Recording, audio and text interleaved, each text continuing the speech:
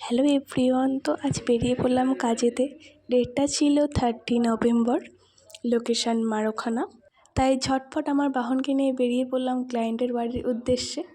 ক্লায়েন্টের বাড়িতে পৌঁছে আমরা সমস্ত প্রোডাক্ট রেডি করে নিলাম। যেতে না যেতেই ক্লায়েন্টের বাড়ির লোক মিষ্টি দিয়ে দিল। মিষ্টি খেয়ে ঝটপট বসে পড়লাম সাজাতে।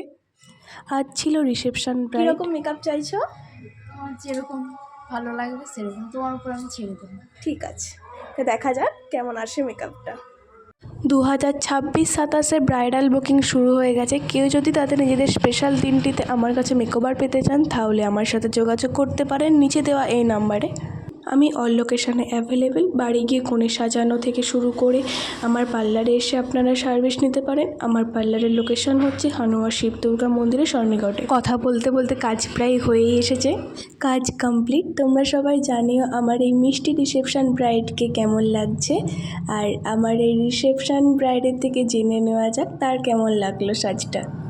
বলো, সেজে কেমন লাগলো? ভালো লাগলো, সুন্দর লেগেছে। পছন্দ হয়েছে? সুন্দর হয়েছে।